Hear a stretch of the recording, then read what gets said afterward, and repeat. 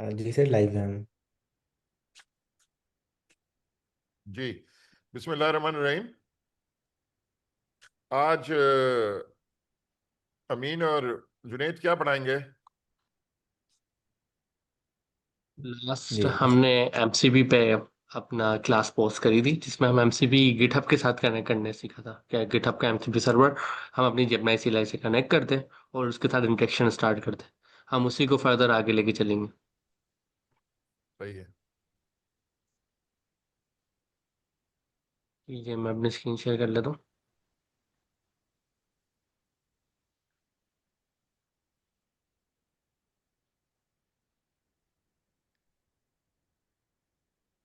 तो अस्सलाम वालेकुम एवरीवन, हम क्लास को रिज्यूम करते हैं जहाँ से हमने लास्ट पोस्ट करी थी।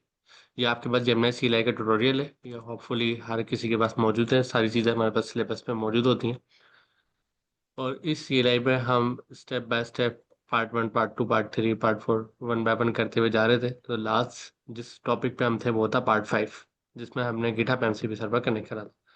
तो ये पार्ट 5 मैंने यहाँ पर ओपन करा हुआ है। मैं सबसे टॉप पे आ जाता हूँ। ये रहा, ये पार्ट 5 है हमारा। इस पार्ट 5 में हमने सबसे पहली चीज़ क्या करी थी कि यहाँ पर कुछ चीज़ें मेंशन है कि जेमिनी की CLI आपके पास होनी चाहिए। इनकेस आपके पास अब जेमिनी की CLI, क्योंकि हर वीक इसका कोई ना कोई अपडेट आ रहा होता है, या इनकेस अपडेट आ जाए तो बेहतर है कि आप इसको अपडेट कर लें ताकि आपके पास लेटेस्ट वर्जन शो हो रहा हो। तो अपडेट करने का तरीका क्या है? npm अपग्रेड की कमांड, ये मैं यहाँ पर कॉपी पेस्ट करता हूँ। मैं बाहर आ जाता हूँ अपने टर्मिनल में और यहाँ पर मैं इसको जस्ट पेस्ट कर देता हूँ। सो अभी मेरा पैकेज अप टू डेट है। चेंज 1 आ रहा है, पैकेज इन 2 सेकंड आ रहा है और ये सारी डिटेल यहाँ पर आ रही है। आगे बढ़ते हैं। कॉन्फ़िगर एमसीबी सर्वर हमने कर लिया था। फर्दर अगर हम इसकी और चीज़ें इसकी डिटेल में देखें तो हमें ये पता लगता है कि जितना भी हमारा चीज़ें डिटेल रखी हुई, मतलब कॉन्फ़िगरेशन हमारी रखी हुई डॉट जेमिनी की डायरेक्टरी में रखी हुई है। तो फर्स्ट टाइम जब आपने जेमिनी इंस्टॉल करके सेटअप करा होगा, तो जिस जगह पर आपने जेमिनी चलाया होगा, तो वहीं पर इसने डॉट जेमिनी के नाम से एक डायरेक्टरी क्रिएट करी हुई। तो अगर मैं अपने प्रोजेक्ट में आता हूँ, मैं बिल्कुल रूट पर आ जाता हूँ, तो स्क्रीन को क्लियर कर लेता हूँ और यहाँ पर मैं सिर्फ ये देखता हूँ कि यहाँ पर करंटली लिस्ट क्या मौजूद है। इस कमांड से मैं लिस्ट देख सकता हूँ, ls स्पेस माइनस एल। तो यहाँ पर मुझे मिल जाता है कि डॉट जेमिनी की यहाँ पर डायरेक्टरी मौजूद। तो इसमें मैं एंटर हो जाता हूँ cd डॉट जेमिनी की कमांड से और स्क्रीन रिफ्रेश कर लेता हूँ। यहाँ पर मैं ls प्रेस करता हूँ तो मुझे मिलती है सेटिंग डॉट जेसन। तो सेटिंग डॉट जेसन में एक्चुअली कॉन्फ़िगरेशन रखी हुई है जेसन फॉर्मेट में। अगर इसको भी मैं ओपन करता हूँ, क्योंकि मैं टर्मिनल यूज़ कर रहा हूँ यूबंटू का, विंडोज़ में WSL की मदद से, तो इसको मुझे ओपन करने का तरीका होगा विम सेटिंग डॉट जेसन। क्योंकि इस क्लास में हम सब सीनियर मौजूद हैं, सब फैकल्टी लेवल के लोग हैं, तो हर चीज़ की डिटेल में हमें जाने की ज़रूरत नहीं है। हाई लेवल हम कंसिडर कर लें। इनकेस आपका कोई सवाल होता है आप चैट में पूछ कर दें या हैंड रेस्ट कर लें, हम आपका सवाल बिल्कुल बात करेंगे उस पर और उसको एंटरटेन करेंगे।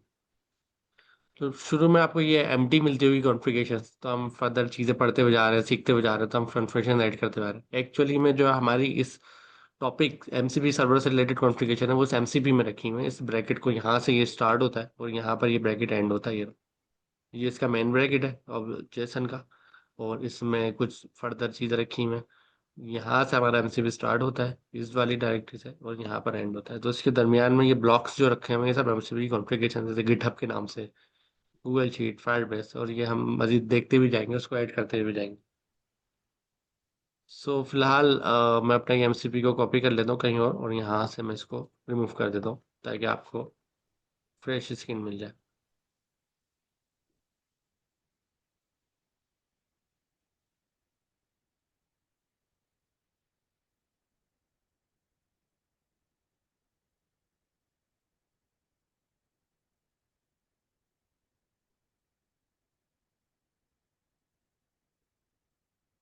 ठीक है।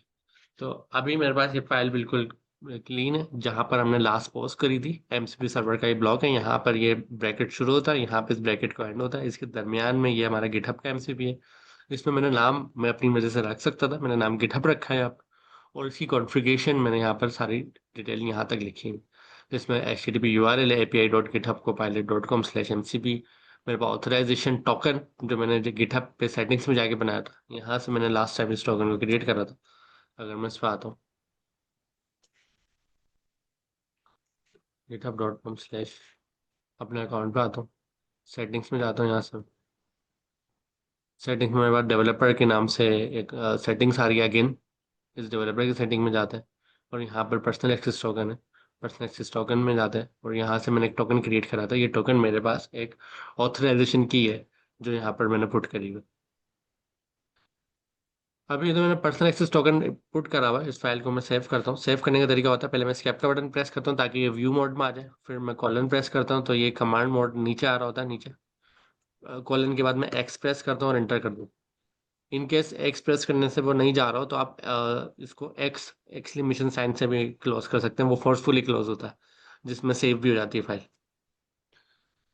अभी क्योंकि इसको व्यू करने का तरीका है कि मैं यहाँ पर कैट की कमांड से सेटिंग डॉट जेसन को व्यू कर सकता हूँ कि प्रॉपर लिखी हुई, कोई ब्रैकेट मिस नहीं है, कोई कॉमा मिस नहीं है, हर चीज सिंटैक्स इसका सही है। क्योंकि जेसन में सिंटैक्स का बड़ा ख्याल रखना होता है, इवन कोटेशन एंड कॉमा का और ब्रैकेट का। ये तीन चीजें बड़ी इंपॉर्टेंट होती हैं।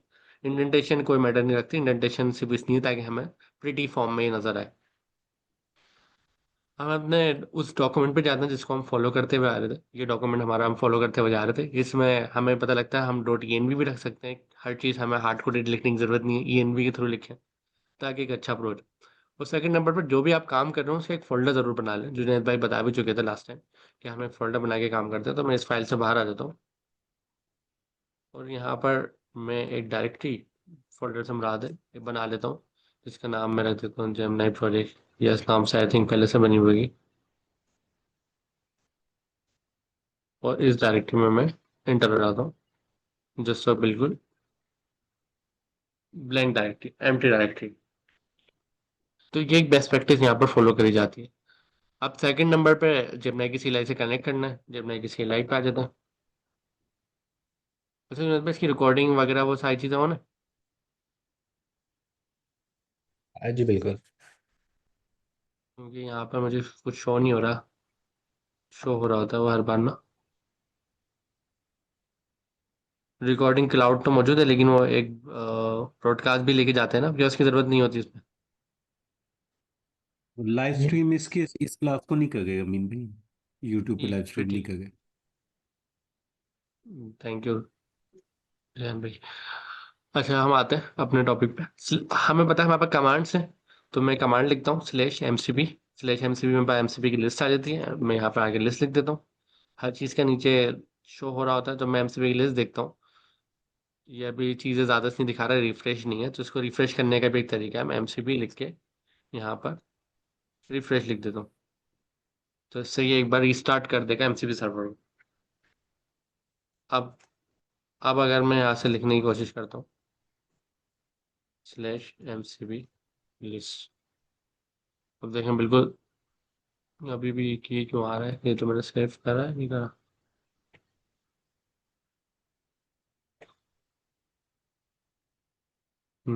एक्चुअली ये दो मुझे सर्वर दिखा रहा है लेकिन रियली में मेरे पास एक ही सर्वर है। मैं वापस बाहर जाता हूँ। उसको दो सर्वर नहीं दिखाने चाहिए।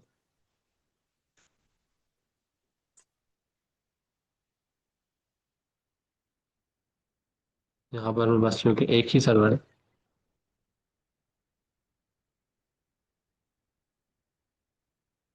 ठीक।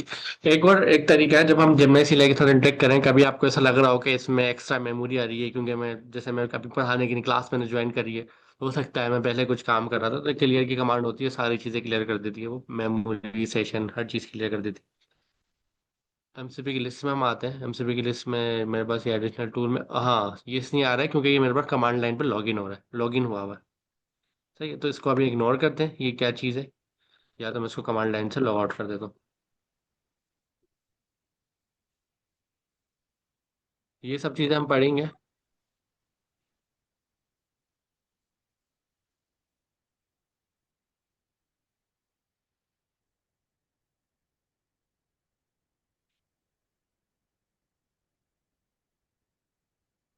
हम्म,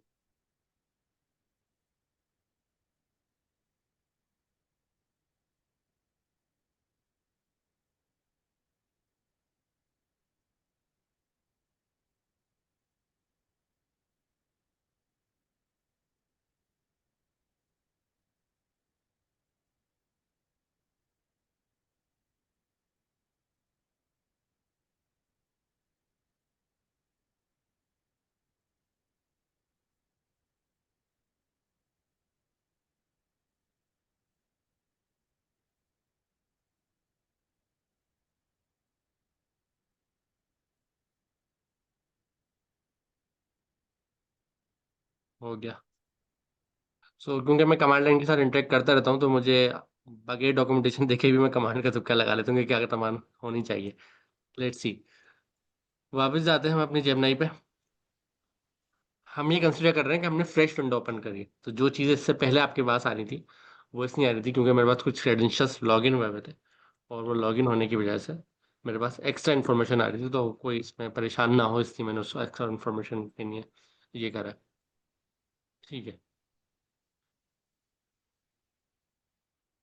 होपफुली वो लॉग आउट होने के बाद भी कुछ हो रहा है। Let's see. हम अपना फोकस करते हैं गिटहब पे कि हमारा गिटहब का एमसीपी सर्वर यहाँ पर शो हो रहा है। अब इसकी जो टूल्स है, मतलब एमसीपी सर्वर में आप लोग एक चीज़ बड़ा गौर से समझ लें।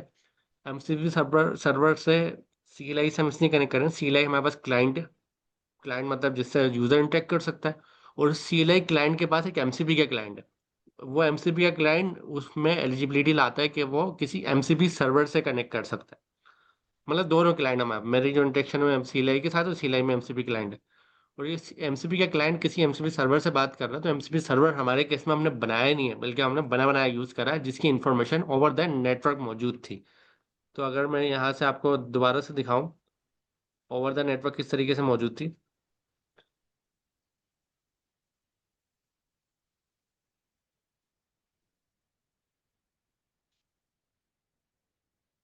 ये देखें। ये वाला जो लिंक है, ये लिंक इंटरनेट के थ्रू एक्सेस हो सकता है, ओपन इंटरनेट के ऊपर ये लिंक मौजूद है। तो इसका मतलब अगर आपके पास नेटवर्क का कनेक्शन है और उस पर इंटरनेट ओपन है, तो इस लिंक के साथ आप कनेक्ट कर सकते हैं। और इस लिंक पे अगर आप ऑथराइजेशन की पास कर दें, तो आपका जो अकाउंट ऑलरेडी गिटहब पे बना हुआ है वो इसके साथ लॉग इन हो जाता है। ये सेम चीज़ वैसे है जैसे मैं यहाँ पर ब्राउजर पर आया और मैंने github.com की वेबसाइट एक्सेस करी, तो मेरे पास गिटहब का प्लेटफॉर्म आया और यहाँ पे मैंने अपनी प्रोफाइल पहले से थी तो लॉग इन कर लिया, साइन अप करके लॉग इन कर लिया। तो बिल्कुल सेम ये यहाँ पर इसी तरीके से है। एमसीबी सर्वर का बेनिफिट हमारे पास क्या है, ये रेडी सर्वर है। मतलब जो हम किसी सीएलआई के साथ कनेक्ट करते हैं और कनेक्ट करने के बाद हमें एमसीबी सर्वर को यहाँ पर अगर इन्फॉर्मेशन पास कर देते हैं, अगर वो एमसीबी क्लाइंट होता है, तो ये डायरेक्ट आपस में कम्युनिकेशन कर सकते हैं। कम्युनिकेशन कैसे कर सकते हैं, क्योंकि एमसीपी का जो इंटरेक्शन का तरीका है वो कैपेबिलिटी एक्सचेंज वाला है। कैपेबिलिटी एक्सचेंज वाला, जैसे मैं जुनेद भाई से मिला तो मेरी जुनेद भाई की कैपेबिलिटी एक्सचेंज हुई। जैसे जुनेद भाई बोल सकते हैं, मैं सुन सकता हूँ, तो कैपेबिलिटीज हैं। मैं भी बोल सकता हूँ, वो सुन सकते हैं। मैं राइटिंग कर सकता हूँ, वो भी राइटिंग कर सकते हैं। तो हमारी कैपेबिलिटीज एक्सचेंज हुई। तो कुछ जुनेद भाई की क्वालिटीज हैं, कुछ मेरी हैं। तो मैं अगर क्लाइंट हूँ तो जुनेद भाई सर्वर है, और मैं जुनेद भाई से रिक्वेस्ट कर रहा हूँ, मुझे रिस्पॉन्स कर रहा है। अगर मैंने जुनेद भाई को कहा, जुनेद भाई बताएं कि मेरा रिजल्ट क्या था, लास्ट टाइम मैंने एग्जाम दिया था, तो जुनेद भाई मुझसे बदले में सवाल करेंगे, मीन भाई आप ही बताएं आपकी आईडी क्या है। मैं बोलूँगा जुनेद भाई मेरी आईडी है 3335798।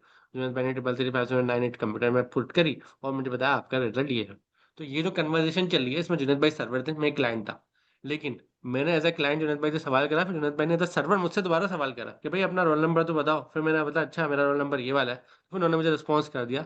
मतलब हम जुनेद भाई ने मुझसे सवाल कैसे करा कि अमीन भाई को रोल नंबर पता होगा, क्योंकि हमारी कैपेबिलिटीज एक्सचेंज हुई हुई थी। मैंने बताया था कि मेरे पास ये कैपेबिलिटीज है, जुनेद भाई ने बताया था मेरे पास यही कैपेबिलिटीज।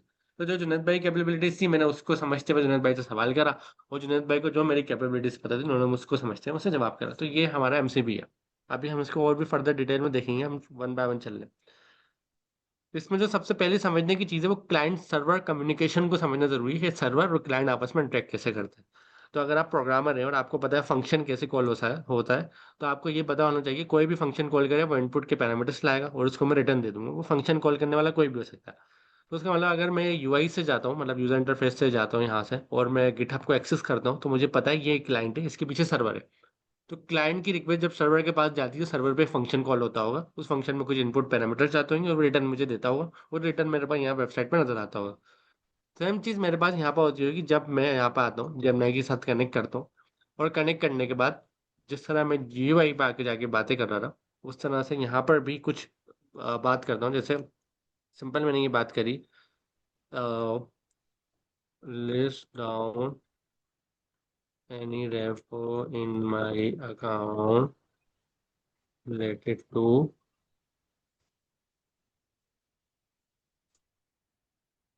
रस्ट नहीं पाइथन। ओके। अब मैंने ये सिंपल सवाल करा है। अब ये सवाल मैंने किससे करा है, अब इसकी हम वर्किंग को समझना हमारे लिए बड़ा जरूरी है। हम जेमिनाई सीएलआई के साथ कनेक्ट है। जेमिनाई सीएलआई के पास एक मॉडल था जो मैंने कनेक्ट करा था, जिसको हम जेमिनाई का मॉडल कह रहे हैं। होपफुली उस मॉडल की मुझे लग रहा है क्रेडिट्स फुल होंगे तो लो मैं चेंज कर लूँ। जेमिनाई का एक मॉडल था, एलएलएम मॉडल था।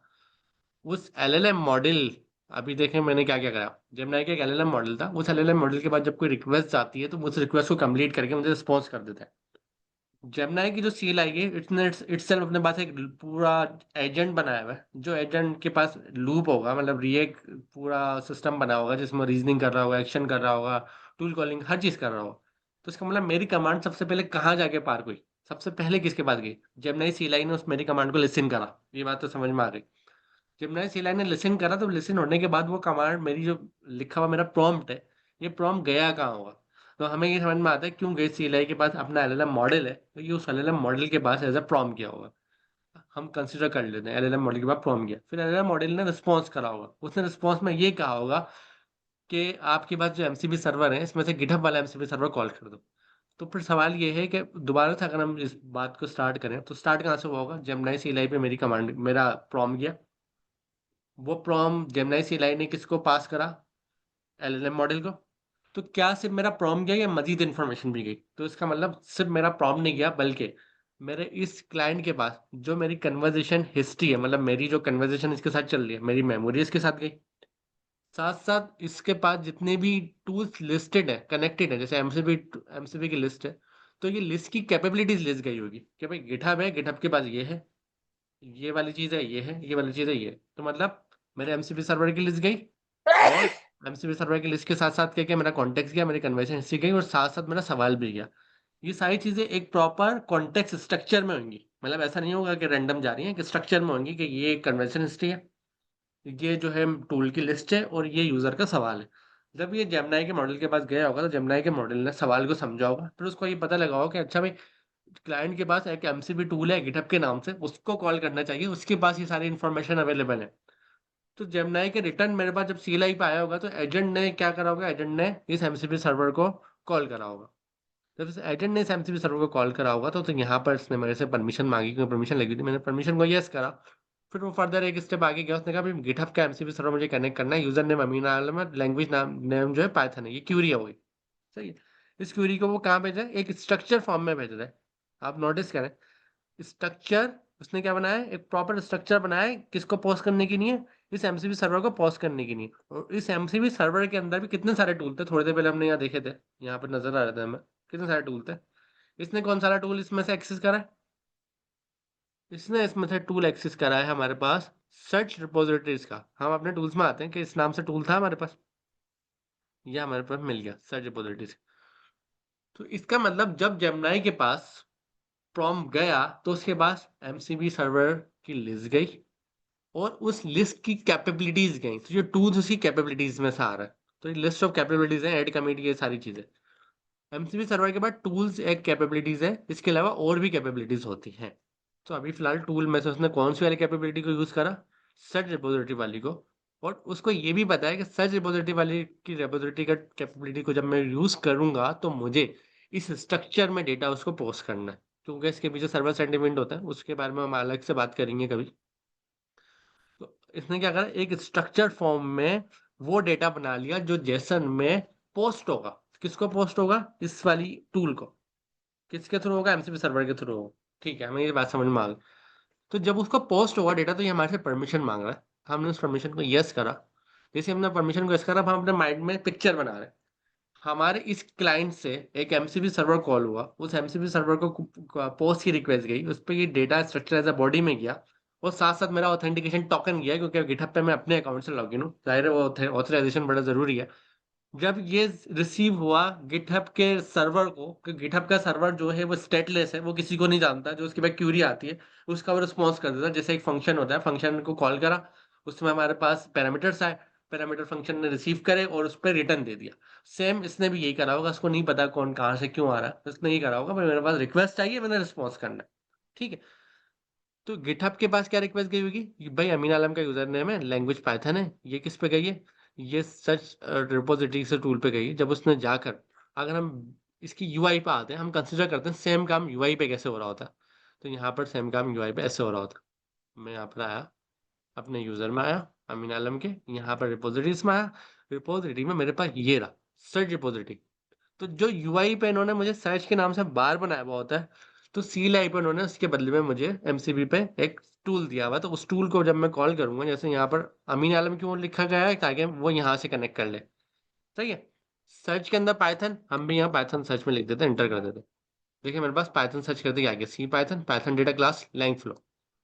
अब यहाँ पर क्या आया लिस्ट में मेरे पास,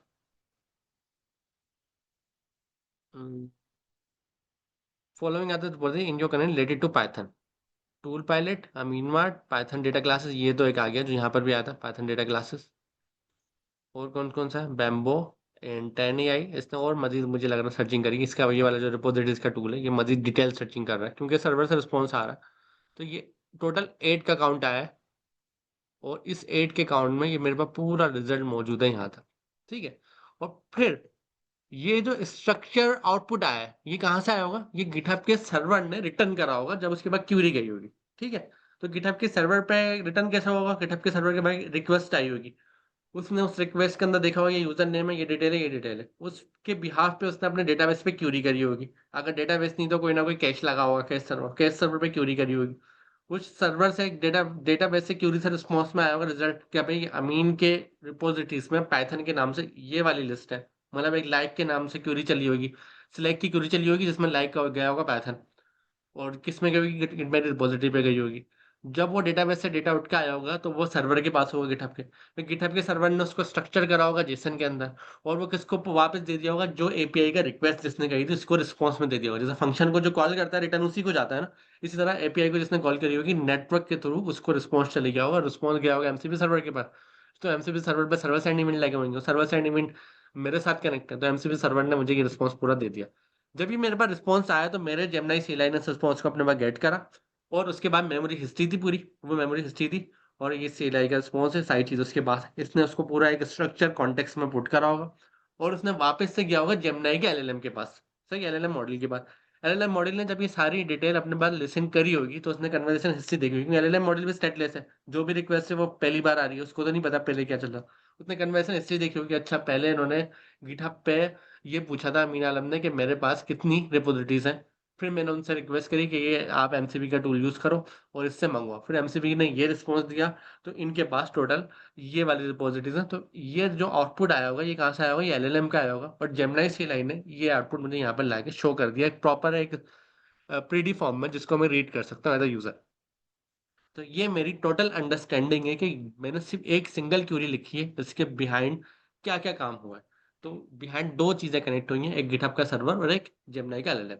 तो ये दो चीजें कनेक्ट हुई हैं, गिटहब जेमिनी का एलएलएम ने रीजनिंग के लिए हेल्प करी है, पूरा रिएक्ट का मॉडल चला है, मेरा जेम मतलब एजेंट चला है, और जो गिटहब का एमसीबी सर्वर है उसको किसने कॉल करा है, उसको कॉल मेरी CLI नहीं करा है, लेकिन उसकी इंस्ट्रक्शन जेमिनी CLI मॉडल से आई हैं, और वो मॉडल की जो इंस्ट्रक्शंस आई हैं उसको मेरे एजेंट ने कॉल करके मंगवा लिया। अब इसमें मेरे एमसीबी सर्वर का फायदा क्या हुआ, अगर मैं गिटहब की एपीआई लेता, अगर आप लोग एपीआई के बारे में जानते तो आपको पता होगा एपीआई का एंड पॉइंट होता है, उसको हम कॉल करते हैं, उससे डेटा आ जाता है।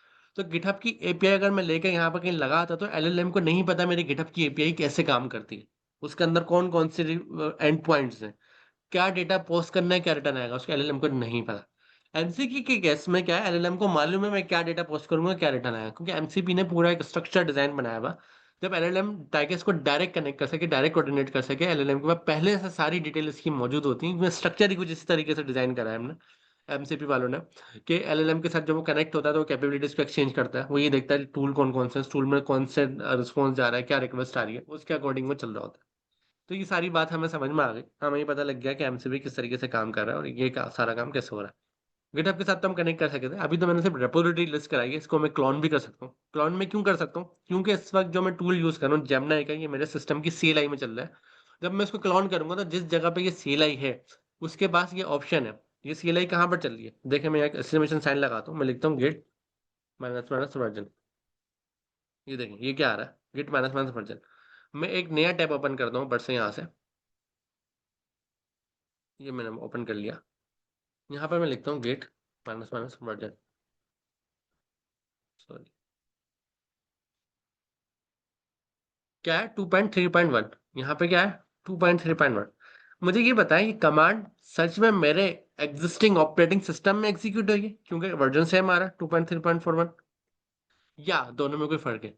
तो इसमें हमें कोई भी प्रॉब्लम नहीं होनी चाहिए, कोई भी हमें एम्बिग्युइटी नहीं होनी चाहिए कि ये दोनों अलग, ये दोनों सेम है। इसका मतलब मेरा जो ये टर्मिनल है, ये टर्मिनल इस वक्त इस्तेमाल हो रहा है, तो इस टर्मिनल में जो चीजें मौजूद हैं वही रिस्पॉन्स मार रही है, कोई अलग दुनिया में नहीं है, कोई आइसोलेटेड एनवायरनमेंट में नहीं है, ये इसी टर्मिनल में मौजूद है। तो जो मेरे टर्मिनल के ऊपर कमांड गिट वर्जन चल रही है, ठीक है, तो उसका यहाँ रिस्पॉन्स भी आ रहा है जो मैं नॉर्मल कमांड चलाता हूँ। तो अगर मैं यहाँ पर गिट क्लोन की कमांड चलाऊं और मैं यहाँ पर रेपो का यूआरएल दे दूं कोई भी, सही है, रेपो का एक साथ यूआरएल दे दूं और मैं एंटर करूं, तो ये क्लोन कहाँ पे होगी, इस वाली डायरेक्टरी में क्लोन हो जाएगी जिस जगह पर मैं हूँ। मैं अगर किसी डायरेक्टरी में जाऊं, मैं कहूँ भाई मेरा ये प्रोजेक्ट है जेमनाई का, जो इस वक्त बिल्कुल ही एम्प्टी है, यहाँ पे एक काम करो गिट क्लोन, और मैं यहाँ से आता हूँ, कोई भी सी पाइथन की रेपो यहाँ से गेट करता हूँ और यहाँ से अपना लिंक लेता हूँ। यूजर इंटरफेस में यही करते हैं, ये लिंक आ गया मेरे पास और यहाँ पे मैं बेस्ट कर इंटर करूंगा, क्या होगा, क्लोन हो जाएगी, क्योंकि मैं कमांड लाइन पर हूँ, मेरी कमांड लाइन पे गिट इंस्टॉल है। जब गिट के पास क्लोन की कमांड जाएगी, यूआरएल जाएगा, तो जिस डायरेक्टरी में मैं इसको चलाऊंगा वहां क्लोन हो जाएगी।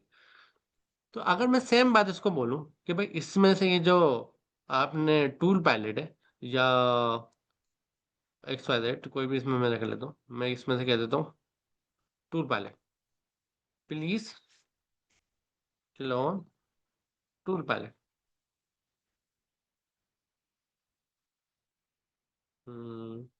वो एक्सक्लेमेशन के साइन के साथ आ रहा हो। अच्छा, होता क्या है, एक्सक्लेमेशन का साइन जब मैं देखो यहाँ पर ना, आपके पास हमेशा ग्रेटर देन का साइन आना चाहिए जब आप चैट कर सकते हैं। हाँ, ग्रेटर देन का साइन नहीं आ रहा तो आप देखें क्यों नहीं आ रहा। मेरे केस में मैंने एक्सक्लेमेशन प्रेस करा था तो यहाँ देखें एक्सक्लेमेशन आ रहा है। जब एक्सक्लेमेशन आ रहा है ना, तो आप कोई पाथ लिख रहे हैं, मतलब कोई कमांड एग्जीक्यूटेबल लिख रहे हैं। तो दोबारा मैं एक्सक्लेमेशन प्रेस करूंगा तो ये देखें अब ये ग्रेटर देन आ गया, तो अब मैं कुछ लिख सकता हूँ, टाइप कर सकता हूँ। अब मैं यहाँ पे सेम चार बात लिख रहा हूँ, क्लोन, सिंपल शॉर्ट, जितना शॉर्ट में रख सकता हूँ मैं रखूँ। मैंने कहा क्लोन अमीन आलम टूल पैलेट। अभी इसका पूरा मॉडल अपने माइंड में बना है, हुआ क्या क्या। जैसे मैं लिखा क्लोन अमीन आलम टूल पायलट, बैकग्राउंड पे क्या हुआ, क्या ये जेमिनाई के पास रिक्वेस्ट लेके गया है, क्या जेमिनाई ने उसको बताया कि ये वाले नाम से रेपो का लिंक है, क्या जेमिनाई ने आके एमसीपी टूल कॉल करा या जेमिनाई को जरूरत नहीं पड़ी, डेटा उसकी मेमोरी में था। कौन मुझे इसका जवाब देगा आपस, चैट पे आ जाए या उस पर आ जाए हैंड रेस करके,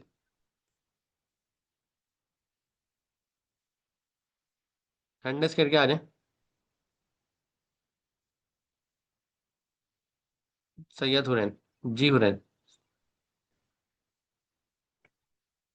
अस्सलामुअलैकुम सर। वालेकुम अस्सलाम। तो सर यहाँ पर जो इससे पहले हमने इससे मालूम किया था कि कौन कौन सी रेपोजिटरीज हैं सारी, तो इसने यारी रेपो को पहले से लिस्ट किया था कि टूल पायलट की रेपो भी है। इस वजह से इसको सर्च रेपो का टूल कॉल करने की ज़रूरत नहीं पड़ी, उसने डायरेक्टली क्लोन वाली कमांड रन कर दी। ठीक है, तो मुझे फ्लो बताएं कि जब मैंने ये टेक्स्ट लिखा, मैंने क्या लिखा, क्लोन अमीन टूल पायलट, तो इंटर करने के बाद क्या क्या हुआ होगा, इंटर प्रेस करने के बाद, मैं ये सबसे एंटर माइनर पॉइंट पे करने जाए। ये एंटर करने के बाद ये हमारा यूजर प्रॉम और हमारा सिस्टम प्रॉम और साथ में जितनी भी इससे पहले ही कन्वर्जेशन हिस्ट्री थी, वो सारी जो जेमिनाई का मॉड्यूल है उसके पास गई। फिर जेमिनाई के मॉड्यूल ने कन्वर्जेशन हिस्ट्री को देखते हुए डिसाइड किया कि पहले से टूल पायलट के रेपो मौजूद थे, तो सर्च रेपो का टूल कॉल करने की ज़रूरत नहीं है। उसने डायरेक्टली यारी कमांड रन करने का कह दिया, जो अभी आ रहा है कि परमिशन मांग रहा है कि गिट क्लोन की कमांड रन करनी है।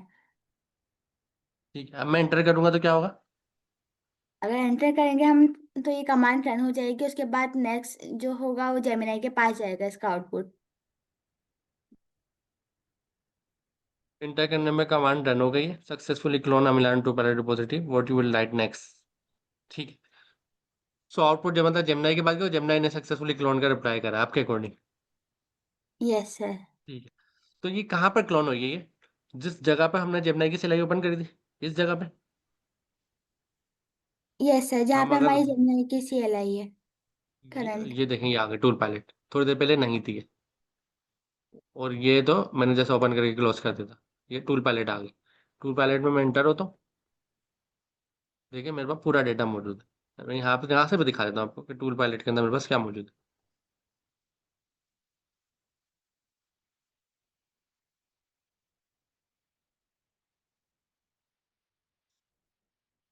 सेम तरीके से चलेंगे जैसे हम वहाँ कर रहे थे।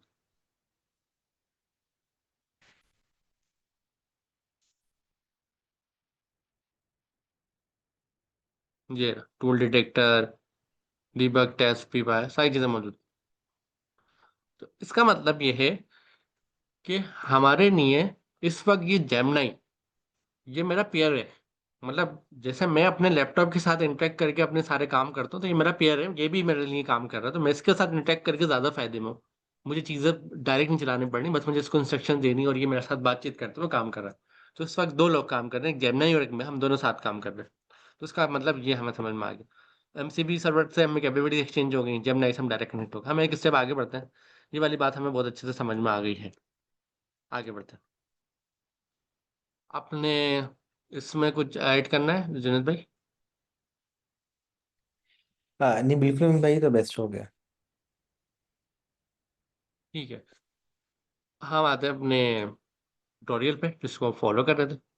यहाँ पर ये सारी चीज़ें लिखी हुई हैं जो आज हमने करी हैं, अभी सारी चीज़ों को हमने समझा है। और ये गिटहब के एमसीबी सर्वर, ये सब चीज़ें हम लास्ट क्लास में देख चुके थे।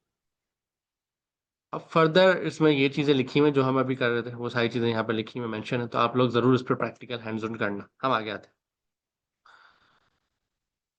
आगे हमारे पार्ट नंबर 6 पे। पार्ट नंबर 6 पे ये कह रहा है, क्योंकि ये गूगल का टूल है जेमिनी का, तो उन्होंने प्रीफर करा है कि अपनी डॉक्यूमेंटेशन में ज़्यादातर गूगल के ही टूल के साथ इंटरेक्ट करना बताया हुआ है। लेकिन एमसीबी सर्वर का स्ट्रक्चर पूरी दुनिया में सेम है, मतलब स्टैंडर्ड है, तो कोई भी एमसीबी सर्वर आप उसके साथ कनेक्ट कर सकते हैं। लेकिन जब हम इनके ट्यूटोरियल को फॉलो करेंगे, क्योंकि गूगल क्लाउड कम्युनिटी के लिखा हो गया है, तो उन्होंने फिर जाहिर है अपने टूल्स की मार्केटिंग करी है। नीचे आते हैं हम, सबसे पहले नंबर पे हमें देते हैं फायरबेस एमसीबी सर्वर। अभी क्योंकि मैं किसी भी जगह पे इंटरनेट पर ब्राउजर पर जाकर सर्चिंग करके कोई भी पोर्टल ओपन कर लेता हूँ, ये तो नॉर्मल है मेरे लिए, कोई भी पोर्टल ओपन करता हूँ, साइन अप साइन इन करता हूँ, आगे बढ़ जाता हूँ। इसी तरीके से क्योंकि अब मेरे साथ मेरा पार्टनर भी है जिसका नाम जेमिनी है, जो मेरी तरह काम करता है मेरे सिस्टम में, उसके पास भी ये कैपेबिलिटीज हैं कि वो भी इंटरनेट पे कहीं भी जाके किसी के साथ भी कनेक्ट कर लेता है। ठीक है, तो एमसीबी सर्वर हम उसको डायरेक्ट कन्वर्सेशन करवा रहे हैं। तो जिस तरह मैं साइन अप साइन इन करता हूँ वो भी कर सकता हूँ। तो पहले हम फायरबेस के लिंक पे जाते हैं गूगल पे, फायरबेस पे अपने आप को ऐड कर लेते हैं। सिंपल तरीका है, उन्होंने यहाँ कमांड लिखी हुई है, अगर आपके पास नॉट जस्ट इंस्टॉल है तो आप इस कमांड के साथ फायरबेस के साथ लॉग इन कर लो। इस कमांड का बेनिफिट क्या है कि आपने कुछ भी इंस्टॉल करने की जरूरत नहीं है, सिर्फ नॉट जस्ट होना चाहिए, क्योंकि एनपीएक्स की कमांड है ना, डायरेक्ट चलती है। मैं इसको एंटर कर रहा हूँ, और इसका बेनिफिट क्या है, ये मुझे लॉग इन करवाएगा। मैंने एंटर करा, कुछ इंस्टॉल नहीं है तो डाउनलोड हो जाएगा। इसने मुझे लिंक दिया, इस लिंक को जैसे ही मैं क्लिक करता हूँ, मैं इसको यहाँ से ओपन कर लेता हूँ। इसमें मैं अपने आप को ऑथराइज करता हूँ, कंटिन्यू करता हूँ, अलाउ करता हूँ, सक्सेसफुली अलाउ हो जाता है। जब मैं टर्मिनल पर वापस जाता हूँ तो ये मुझे कहता है सक्सेसफुल लॉगिन। ये जो मेरा लॉगिन एक्सचेंज हुआ है ये टर्मिनल लेवल पर हुआ है, क्योंकि टर्मिनल भी एक इंटरफेस है, कमांड लाइन इंटरफेस, ये भी एक यूजर इंटरफेस का पार्ट है। ठीक है, लॉगिन हो गया। लॉगिन क्यों करा है? क्योंकि अभी थोड़ी देर बाद हम जेमिनी के पास जाएंगे, तो जेमिनी भी तो इसी टर्मिनल को एक्सेस कर रहा है, तो जो चीज़ें इस टर्मिनल के पास है उसको जेमिनी चला सकता है। अगर ये ऑथराइज है यहाँ से तो जेमिनी इसको इस्तेमाल कर सकता है, सिंपल है। अब जाहिर है एमसीबी सर्वर की कॉन्फ़िगरेशन का सबसे पहला असूल क्या है कि हमें अपने रूट पे जाना है। वहां पर सबसे पहली चीज़ हमारे पास क्या है कि हमें कॉन्फ़िगरेशन अपडेट करनी है। गिटहब की हमारे पास हो गई, हेडर के हो गए। यहाँ पर मैं आता हूँ, कॉमा लगाता हूँ, और मेरे पास इसमें डिटेल्स लिखी हुई होंगी ऑलरेडी, उसको मैं यहाँ से पेस्ट कर लेता हूँ। नीचे आता हूँ, ये डिटेल लिखी हुई है। इन्होंने क्या लिखा? उन्होंने कहा फायरबेस के नाम से हम एमसीबी सर्वर ऐड कर रहे हैं। ठीक है, वो एमसीबी सर्वर एक्सेस होगा एक कमांड से। यहाँ पर उन्होंने क्या था, गिटहब के नाम से एक एमसीबी सर्वर एक्सेस होगा HTTP URL से। ठीक है, इसका मतलब है इसको नेटवर्क पे जाना पड़ेगा यूज करने के लिए। यहाँ पे उन्होंने कहा एक एमसीबी सर्वर है, लेकिन वो किससे कनेक्ट होगा? npx कमांड से, मतलब वो आपके टर्मिनल के थ्रू एक्सेस बनाएगा।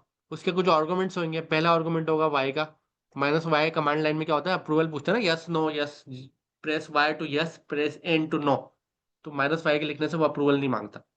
ऑटोमेशन के लिए इसको इस्तेमाल करते हैं, क्योंकि जाहिर है जब जेमिनी इसको यूज कर रहा हो तो जेमिनी की नीति ऑटोमेट होगी ना, तो वो -y की अप्रूवल कहाँ से देगा?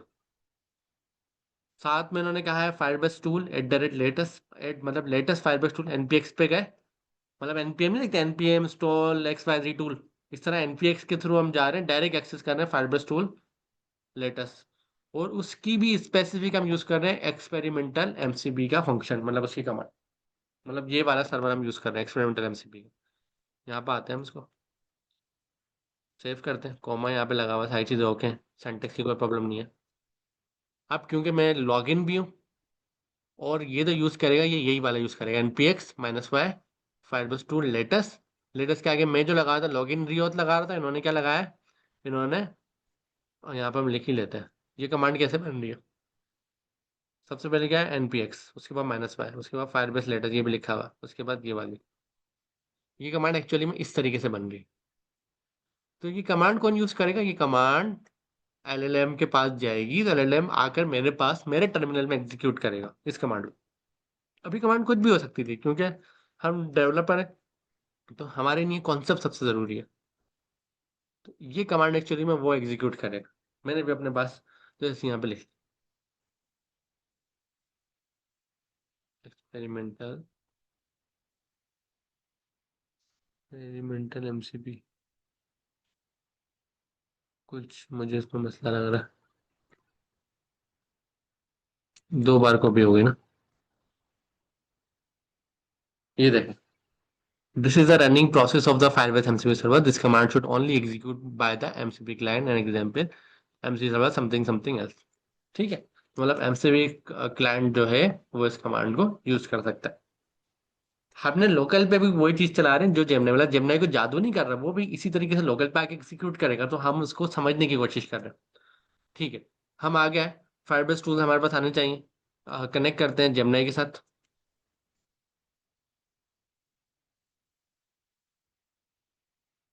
ये मेरा लिखने का तरीका है, मैं कभी भी टर्मिनल में काम कर रहा होता हूँ और कोई कमांड मैंने पास में लिखी है, तो मैं क्या करता हूँ, मैं Ctrl+R प्रेस करता हूँ, तो उससे क्या हो जाता है, सर्चिंग मोड में आ जाता है। फिर मैं कोई भी चीज़ लिखता हूँ ना, तो ये मेरी हिस्ट्री में से सर्च करता है, तो मेरे लिए ईजी हो जाता है, टाइप ज़्यादा नहीं करना पड़ता। आप इसको पूरा भी लिख सकते हैं अगर आपको कोई कन्फ्यूजन है इसमें।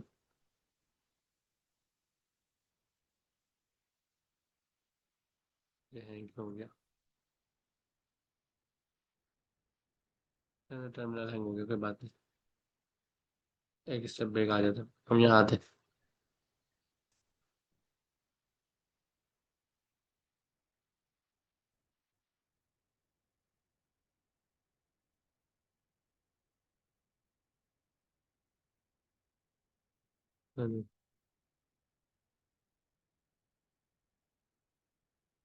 दोबारा ओपन कर लेंगे।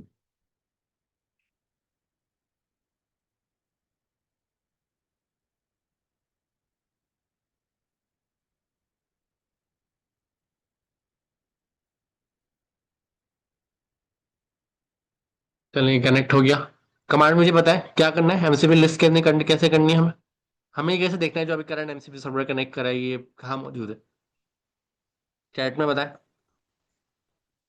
ठीक है, मुझे मैं पहले से नहीं आ रहा था क्योंकि मैंने पहले कनेक्ट करा हुआ था, तो मेरे पास ये फायरबेस का टूल इंस्टॉल था, तो टूल इंस्टॉल था ना, तो इसी नहीं दिखा रहा था बार बार। आपके केस में आपको भी फर्स्ट टाइम ही दिखाएगा। ठीक है, इसके टूल्स कौन कौन से हैं, ये सारे टूल्स हैं, प्रॉम भी है। आप देखें गिटहब के अंदर क्या क्या थे, टूल्स थे कैपेबिलिटीज में, और साथ साथ प्रॉम भी थे, तो यहाँ पर भी टूल भी हैं और प्रॉम भी है।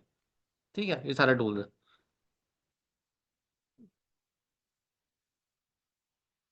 हम डॉक्यूमेंटेशन पे आते हैं। ठीक है भाई, टूल वगैरह नजर आ रहा है, साइड नजर आ रही है। लिस्ट माई फायरबेस प्रोजेक्ट, आपके केस में 0 प्रोजेक्ट होंगे, तो आप पहले यहाँ फायरबेस पे जाना गूगल पे और कुछ प्रोजेक्ट बना लेना।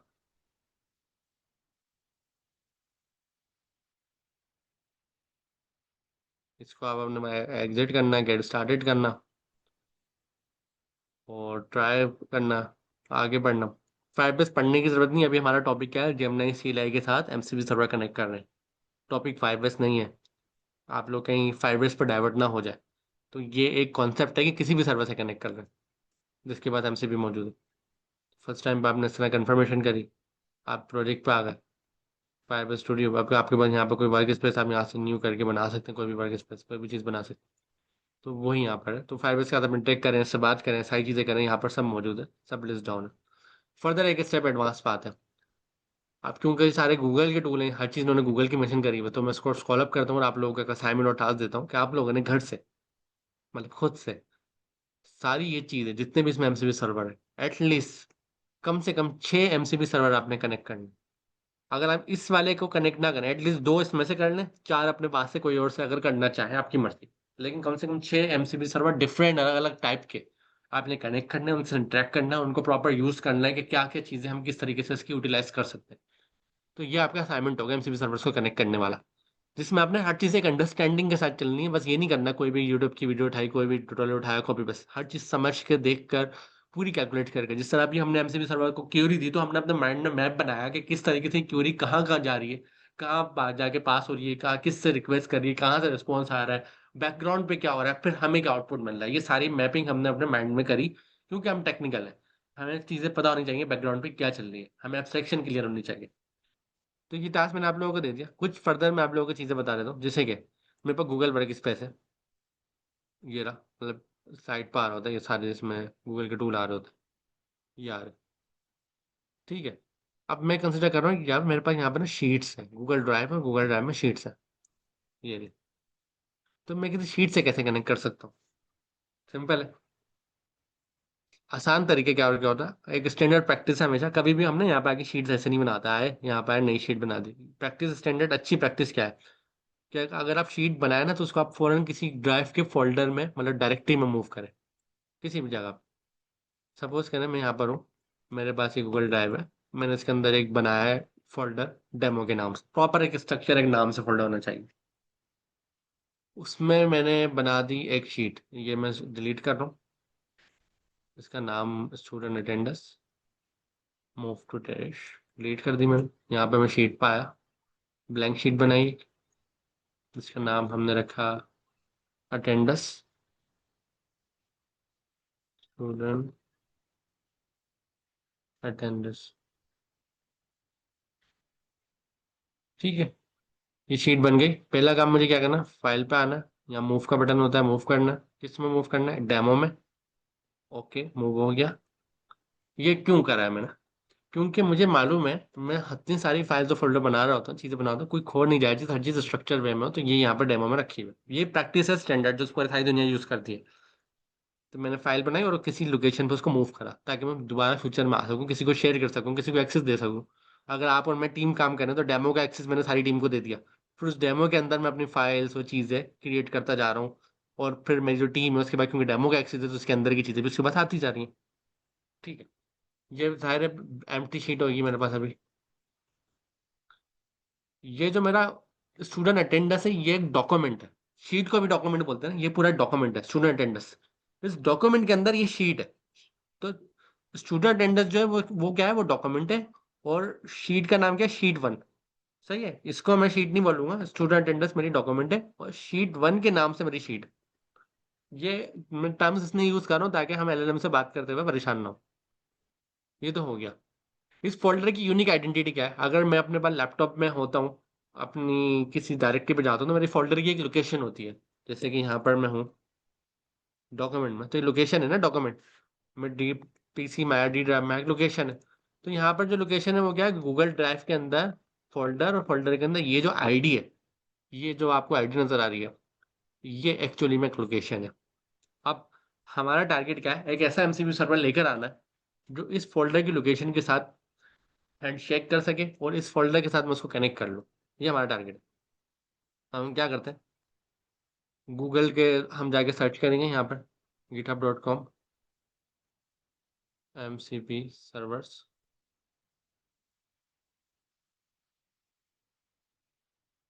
कोई ना कोई आ जाएगा।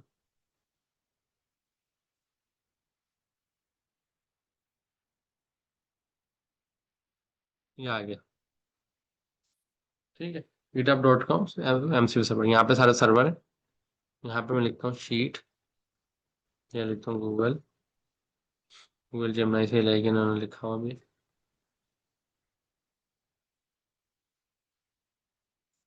हम्म, ये वाला नहीं है, ये वाला है। ये रहा, गूगल ड्राइव, गूगल शीट। ये आ गई गूगल शीट के हमारे पास एमसीबी सर्वर मौजूद है। इसमें भी हम आते हैं तो इसके अंदर एमसीबी सर्वर को कनेक्ट करना, ये वाला नहीं है, दूसरा होगा, ये वाला होगा, ये रहा। ठीक है, तो इस तरीके से आपके पास कोई ना कोई एमसीबी सर्वर की डिटेल आपको मिल जाएगी। जिस तरह मैंने ढूंढनी इस तरह आप भी ढूंढ सकते हैं। यहाँ कितने सारे बेहतर टूल, पूरी लिस्ट है एमसीबीसी। अब तरीके क्या क्या है, मैंने अपने पास एक एमसीबी सर्वर कनेक्ट करा हुआ था। मैंने कैसे कनेक्ट करा था, मैंने इस तरीके से कनेक्ट करा था। गूगल शीट कमांड मैंने जो रखी हुई थी यूवीएक्स की रखी हुई थी, यूवीएक्स आपको इंस्टॉल करना पड़ेगा। पाइथन अगर आपने चलाई है तो यूवी का पैकेज आपने इंस्टॉल करा होगा अपने पास कभी ना कभी पाइथन में। तो यूवी के साथ जैसे एनपीएम इंस्टॉल करते थे एनपीएक्स आ जाता है साथ, इस तरह यूवी इंस्टॉल करते हैं यूवीएक्स आ जाता है। नॉर्मली पाइथन के प्रोजेक्ट हम यूवी से बना रहे होते हैं आजकल। ठीक है, तो यूवीएक्स का टूल का अपने पास पहले मैनुअल इंस्टॉल कर लें। अगर नहीं आता तो इंस्टॉल करना, गूगल पे जाए, लिखें डाउनलोड यूवी, जहाँ भी डाउनलोड करना है कर लें, तो ये आ जाएगा। यूवी को इंस्टॉल करने की डॉक्यूमेंटेशन आ गई, डॉक्यूमेंटेशन को फॉलो करें, यूवी इंस्टॉल, क्योंकि हर चीज़ आपकी कमांड लाइन से एग्जीक्यूट हो रही है, तो कमांड लाइन पे जो चीज़ होगी वही चल सकती है। ठीक है, वापस आ जाता है, कमांड क्योंकि होना ज़रूरी है ना। यूवीएक्स हो गया, आर्गुमेंट क्या है, एमसीबी गूगल शीट लेटेस्ट हो गया, एनवायरनमेंट क्या हो गया, दो चीज़ें, service account path, drive folder ID. ठीक है, ये ड्राइव फोल्डर आईडी कौन सी है ये, अभी हम वापस आते हैं अपने ड्राइव पर। हम यहाँ मौजूद थे, थोड़ी देर पहले हमने देखा था फोल्डर के बाद एक यूनिक आईडी है। ये वाली जो आईडी है ना, ये एक्चुअली आपकी फोल्डर की आईडी। यही आईडी को मैंने यहाँ पर देखें, यहीं पर पेस्ट करा हुआ, कॉपी पेस्ट। कहाँ से, गूगल ड्राइव पे गया, डायरेक्टरी बनाई, और डायरेक्टरी की मैंने यहाँ से आईडी उठाई और आईडी को यहाँ पे मैंने पेस्ट कर दिया। ठीक है, बाकी नीचे की चीज़ें मैं अभी थोड़ी देर के लिए मिटा,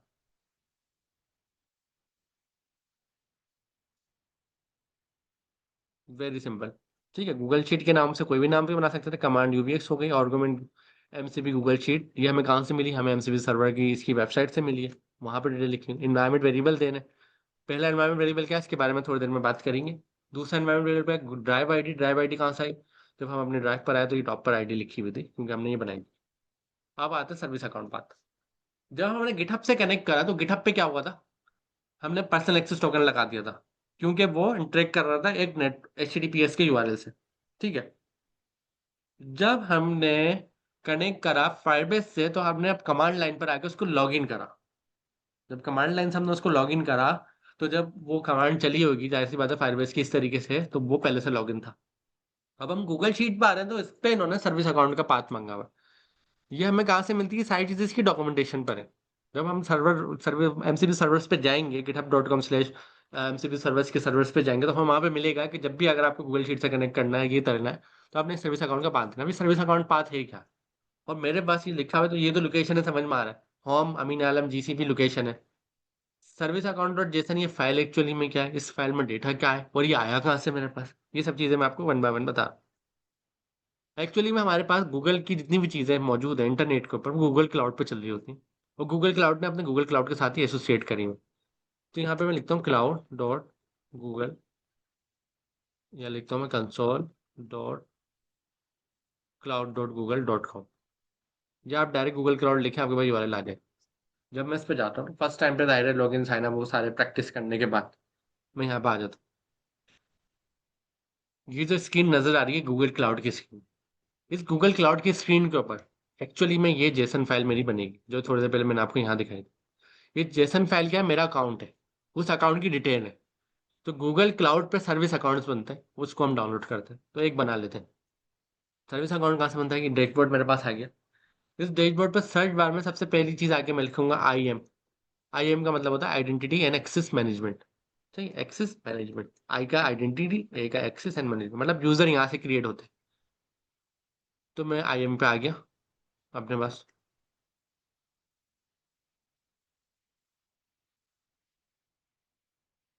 ये आ गया IAM पे। सही है, मैंने क्या करा, गूगल console.cloud.google.com पे आया हूँ, सर्च बार में लिखा IAM, और ये डैशबोर्ड सबसे पहला मेरे पास आया है, सबसे फर्स्ट। लेफ्ट साइड पे मेरे पास ये तो नजर आ रहा है इतना बड़ा सब कुछ, इसमें सबसे पहली चीज क्या है, सर्विस अकाउंट। क्यों सर्विस अकाउंट, क्योंकि यहाँ पर हमारा पैरामीटर ही यही है, सर्विस अकाउंट। सर्विस अकाउंट मतलब मेरा जो अकाउंट जो अभी यहाँ से सर्विस को एक्सेस कर सकता है। लेफ्ट साइड पे मुझे कहीं सर्विस अकाउंट नजर आ रहा है, ये आ रहा है नजर। इससे मैं क्लिक करता हूँ, सर्विस अकाउंट पे आ जाता हूँ मैं। यहाँ पर मेरे पास ऑप्शन है क्रिएट सर्विस अकाउंट का, यहाँ से मैं सर्विस अकाउंट क्रिएट करता हूँ। यहाँ पे मैं अपना कोई भी नाम बताता हूँ जिसके नहीं बना रहा हूँ मैं, जुनेद भाई के नहीं बना रहा हूँ, जुनेद भाई का नाम बता दिया, एक आईडी बन गया, ये बन गया। इसको मैं कंटिन्यू करूंगा। जब मैं इसको कंटिन्यू करूंगा तो ये मुझसे कुछ चीजें पूछेगा। रोल पूछा इसने मुझसे पहला, क्योंकि आपके पास कोई जगह है, उस जगह पे आपके एम्प्लॉय कंपनी है, आपके एम्प्लॉयज आते हैं, आप खुद आते हैं, विजिटर्स आते हैं, फूड पांडा वाले ड्राइवर राइडर्स आते हैं जो खाने लेकर आते हैं, बाहर के लोग मिलने आते हैं, दूसरी कंपनी से जिनका कोलैबोरेशन है वो आते हैं, किसी के साथ आपका कॉन्ट्रैक्ट है उनके एम्प्लॉय आपके पास आके बैठते हैं, कितने सारे तरह के लोग हैं। अब आपकी ऑफिस के अंदर एक रूम है जिसमें इलेक्ट्रिसिटी पावर लगा हुआ है, तो क्या जितने भी लोग आपकी कंपनी में आते हैं वो इलेक्ट्रिसिटी पावर वाले रूम का एक्सेस कर सकते हैं? कभी नहीं कर सकते, क्योंकि इलेक्ट्रिसिटी पावर वाले रूम का सिर्फ उसको एक्सेस है जिसके पास उसकी अथॉरिटी है, जिसके पास उसकी परमिशन, जिसको हम बोलते हैं ऑथराइजेशन, परमिशन। इसीलिए हर बंदा, अगर मैं किसी को प्रीमिसेस का एक्सेस दे रहा हूँ, मैं अगर किसी को एक्सेस दे रहा हूँ कि भाई आप मेरी प्रीमिसेस पाओ, लेकिन ये नहीं है मेरी प्रीमिसेस पे आके वो हर चीज को चला सकता है। उसके बाद लिमिटेशंस है, लिमिटेशन बेस्ड ऑन उसके रोल। वो कौन है? वो विजिटर है तो लिमिटेशन विजिटर के हिसाब से, वो कंपनी का ऑनर है तो लिमिटेशन कंपनी के ऑनर के हिसाब से, वो इलेक्ट्रिशियन है तो इलेक्ट्रिशियन के हिसाब से लिमिटेशन, वो एक आईटी डेवलपर है तो आईटी डेवलपर के हिसाब से लिमिटेशन था। तो इसीलिए इन्होंने यहाँ पर गूगल क्लाउड पर हजारों चीजें मौजूद थी। इन्होंने कहा जब आप यहाँ से अकाउंट बना, मैंने जुनेद भाई का अकाउंट बना दिया, अब मैं जुनेद भाई का अकाउंट दे दिया, अब जुनेद भाई तो मेरे गूगल क्लाउड पे आके, जो मेरा क्लाउड अकाउंट है जिसपे मेरे क्रेडेंशियल हैं, उस पर आके हो सकता है मेरी कोई फाइल डिलीट कर दे, या डिलीट नहीं भी करें, मैं कॉन्सेप्चुअली कह रहा हूँ, जुनेद भाई नहीं कोई और भी आकर उस फाइल को एक्सेस कर ले जिसको मैं नहीं चाहता हूँ। तो इसीलिए इन्होंने यहाँ परमिशन का ऑप्शन दिया हुआ है। परमिशन पे हम आते हैं। परमिशन किस टाइम की परमिशन? जो भी आपने चीज़ देनी है उसकी आप परमिशन दे दें। अगर आपने ऐप्स की देनी है, यहाँ पर आप ऐप्स की दे दें, जिस चीज़ की भी आपने देनी है आप मैसेज दे सकते हैं। मैं यहाँ पर जो परमिशन दे रहा हूँ, जैसे मैंने कहा भाई एडिटर का रोल होगा, ठीक है, एक होता है ऑनर, ऑनर तो बहुत टॉप रोल हो गया, एक होता है एक्शन एडमिन, एडमिनिस्ट्रेशन नहीं, मैं कह रहा हूँ एडिटर का रोल दे देता हूँ, मतलब किसी भी चीज़ को एडिट कर सकते। कंटिन्यू करता हूँ यहाँ से, आगे बढ़ते हैं। हमारे पास आगे सर्विस अकाउंट यूजर रोल वगैरह एक्सपेक्टेड, हम इसको सिंपल ऑप्शनल है ये फील्ड, इसको डन कर देते हैं। अगर आपने इसमें देना है तो आप यहाँ पे दे भी सकते हैं। तो यूजर इसमें होगा,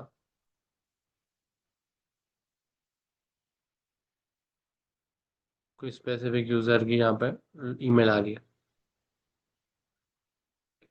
grant access user group that need to perform action as this service account. अच्छा, किसी यूजर ने इस पर बनाना है, जैसे मैंने कहा जुनेद @gmail, किसी यूजर ने करना है तो उसको मैं एक्सेस दे सकता हूँ, लेकिन अभी जरूरत नहीं। मैंने यहाँ पे आया, मैंने यहाँ पे आके इसको डन कर दिया, ठीक है। यहाँ पे आते हैं, सिंपल है, क्रिएट हो गया, डन हो गया। अब मेरे पास कुछ चीजें मैंने यहाँ रखी होंगी,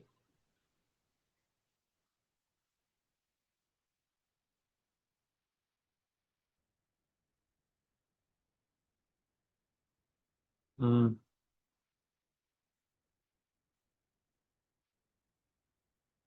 हाँ, एक और चीज यहाँ पर मुझे वो चाहिए। यूजर तो ये तो बन गया, मैं यहाँ पे लिखूंगा एपीआई एंड एक्सेस।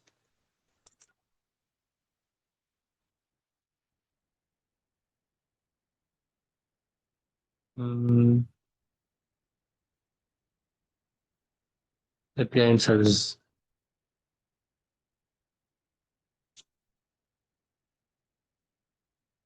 या एपीआई एंड सर्विसेज। मैं इस पर आ रहा हूँ, एपीआई एंड सर्विसेज में पहली चीज क्या थी, मैं सर्च बार पाया, आई एम यूजर करा, आई एम यूजर में गया, लेफ्ट साइड पर सर्विस अकाउंट था, सर्विस अकाउंट पे गया, सर्विस अकाउंट क्रिएट करा, क्रिएट करते हुए उसको एडिटर की परमिशन दी, क्रिएट हो गया। एक चीज मैं भूल गया सर्विस अकाउंट में आपको बताना, सबसे इंपॉर्टेंट थी वो, वापस में जा रहा हूँ आई एम पे, ठीक है। जो मैंने यहाँ पे जुनेद भाई का सर्विस अकाउंट क्रिएट करा था, इस पे एक और चीज़ इंपॉर्टेंट है कि उसके अंदर एक फाइल थी वो मुझे डाउनलोड करनी थी। अब मेरे पास देखें, मैं आगे बढ़ गया, उसको डाउनलोड का ऑप्शन नहीं है, दोबारा मुझे अकाउंट डिलीट या क्रिएट करना पड़ेगा। यहाँ से की आ सकती है, वैसे कि ये दूसरी बन जाती है यहाँ से। मैं इस पर आता हूँ, रोल मौजूद है, की मौजूद है, एड रोल। चलिए मैं शुरू से ही आपको बता दूँ, फिर दूसरे स्टेप में ना चले जाए। यहाँ पर आता हूँ मैं सर्विस अकाउंट पे, लेफ्ट साइड से, ये जुनेद भाई का अकाउंट था, इस अकाउंट पे मैं एंटर करता हूँ। की इस पे कोई बनी भी नहीं है, तो की हम बना लेते हैं। यहाँ पर हम थे पहले मौजूद, क्या करा था, IM पे आए, लेफ्ट साइड पर सर्विस अकाउंट पे आए, सर्विस अकाउंट में जुनेद भाई का नाम डाला, आगे बढ़े आगे बढ़े। एक चीज़ और करनी होती है जो स्टेप मैंने नहीं बताया था, की पे क्लिक करना होता है और की को यहाँ से ऐड करना होता है। क्रिएट न्यू की करूँगा मैं, क्रिएट न्यू की किस में करूँ, जेसन में करूँगा। क्रिएट कर ली, और जैसे ये क्रिएट होगी ये डाउनलोड हो जाएगी ऑटोमेटिकली, ये होगी डाउनलोड। जब ये की मेरे पास डाउनलोड हो जाएगी तो इसको मैं ओपन कर सकता हूँ अपने पास, और इसको रीनेम कर सकता हूँ। तो मैं इसको सबसे पहले नंबर पर रीनेम कर रहा हूँ, सर्विस अकाउंट .json, तो उसमें पहले से लगा हुआ, ये मेरे पास रीनेम हो गया। तो ये एक्चुअली वो सर्विस अकाउंट है जो यहाँ पर मेरे पास थोड़ी देर पहले मौजूद था, ये रहा, ये सर्विस अकाउंट डॉट। तो मेरे पास किसी भी नाम से फाइल है, मैं इसको रीनेम कर लिया, रीडेबल बना लिया .json। तो इस फाइल को मैं किसी भी लोकेशन पे जाकर रख सकता हूँ। मेरे केस में मैंने इस फाइल को किस लोकेशन पे रखा है, मैंने केस में मैंने इस फाइल को इस लोकेशन में रखा है, होम। पहले मैं होम में गया, फिर मैं अमीन आलम में गया, फिर .gcp के नाम से एक डायरेक्टरी थी मेरी, फिर उसके अंदर मैंने सर्विस अकाउंट .json यहाँ पे जाके रख दी। आपके केस में आप उसको दूसरी लोकेशन पे रख सकते हो, आपकी मर्जी है। ये वाली फाइल कहाँ से डाउनलोड हुई थी ये सबको पता लग गया। इस फाइल के अंदर डेटा क्या है, इस फाइल में मेरे क्रेडेंशियल, अगर मैं इसको ओपन करूंगा तो उसमें सब मुझे क्रेडेंशियल नजर आएंगे इस तरीके से, ऐसे, ठीक है, ये क्रेडेंशियल नजर आएंगे। तो ये फाइल मेरे पास आगे डाउनलोड हो गई, इसको मैंने कहीं भी रिलोकेट कर दिया, और जिस लोकेशन पे फाइल है उसकी पूरी लोकेशन कंप्लीट फाइल के नाम के साथ यहाँ रख दी। तो ये क्या बन गया, मेरा MCP सर्वर की डिटेल्स बन गई। इस डिटेल्स को मैं आता हूँ कॉपी करता हूँ। एक चीज़ और है जो गूगल अकाउंट है वो हम थोड़ी देर में करेंगे। इस डिटेल को मैं यहाँ से कॉपी करता हूँ, अपने जाता हूँ, कहाँ पे जाना है हमें, हमें सेटिंग .json में जाना है जो थोड़ी देर पहले हम चला रहे थे।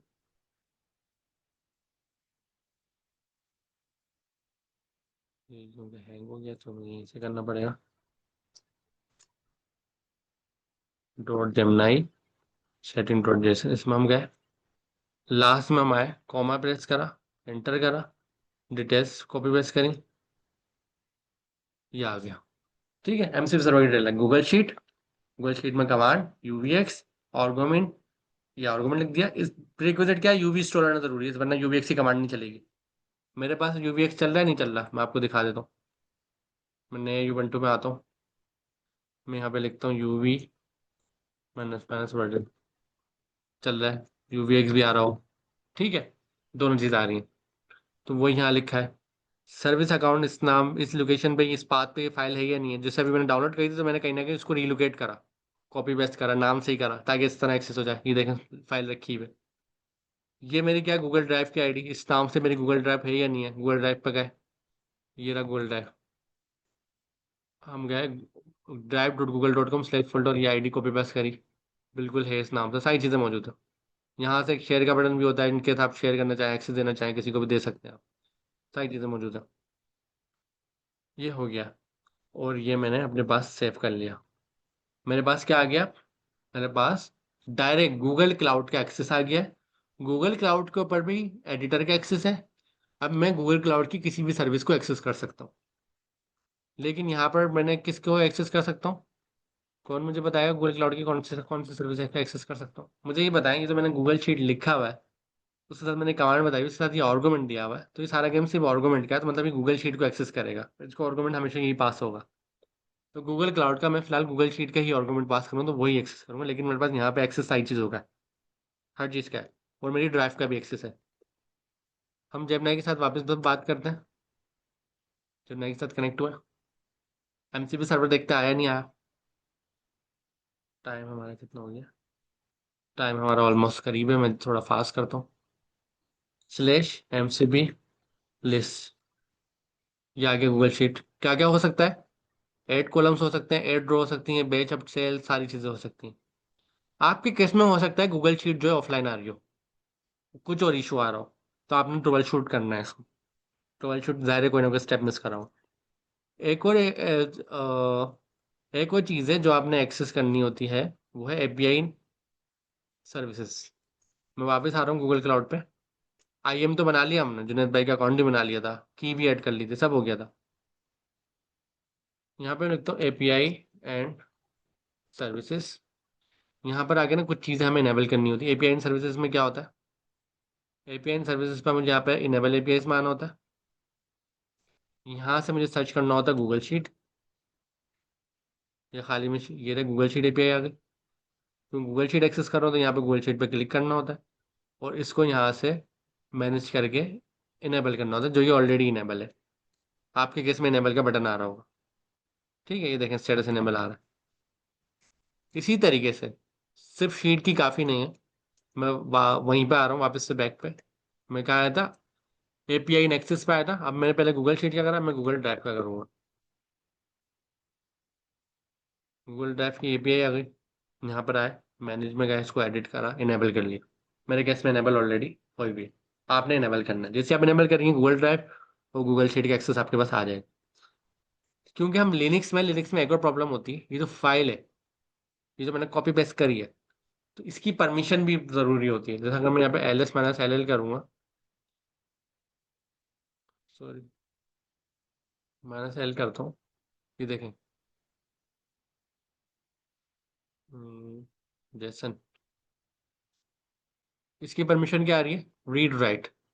तो सम टाइम पे आपके पास इसकी परमिशन का इशू भी आ सकता है, क्योंकि मैं लिनक्स में हूँ। अगर आप विंडोज में, तो विंडोज में भी परमिशन आती है, इस तरीके से आती है, दिखा देता हूँ। जैसे कि फाइल है, प्रॉपर्टीज में मैं गया, आ गया मैं प्रॉपर्टीज में, यहाँ सिक्योरिटीज में गया, ये आ रही परमिशन। परमिशन को ना अमीन एक्सेस कर सकता है, एडमिनिस्ट्रेटर एक्सेस कर सकता है। अगर आपका यूजर यहाँ पे एडिट नहीं है तो आपने ऐड करना पड़ेगा।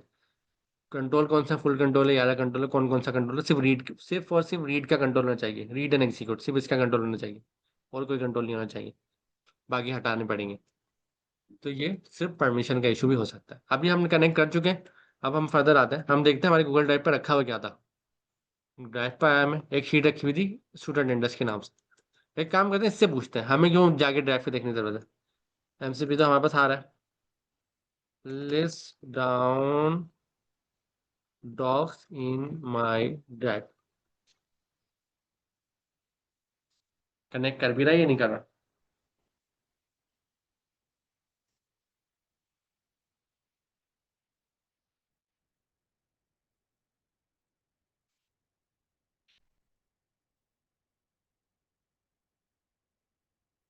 देखें कौन सा लिस्ट का टूल कॉल करा एमसीपी सर्वर पे, आईडी कॉल हुई, स्टूडेंट लेके आ गया, इसने बोला भाई स्टूडेंट इंडेक्स के नाम से मौजूद है। ये रखी हुई ब्लैंक है, बिल्कुल एम्प्टी है, सही है। Add new sheet name attendance, add some dummy attendance data, yes, create sheet, call हुई, शीट क्रिएट हो गई, किस नाम से हुई, अटेंडेंस, जाके देखें, ये आगे देखें अटेंडेंस के नाम से शीट, ठीक है। कुछ डेटा भी बन रहा है, अपडेट सेल्स टूल कॉल हुआ, यस कर दिया मैंने उसको, अभी सेल अपडेट होंगे यहाँ पे थोड़ी देर में। अमीन, हमारे पास टाइम खत्म हो गया है। कितना रह गया? जी सर, ये हो गया है सर, ये बस ये अपडेट आ रहा है, हाँ। यहाँ पे आ जाएगा, यस करना है इसको, ये आ गया डेटा, आपके सामने डेटा है कहाँ से, जेमिनी से लाइक। तो ये हमारा एमसीपी का काम कंप्लीट हो गया, टॉपिक मेरा कंप्लीट हो गया।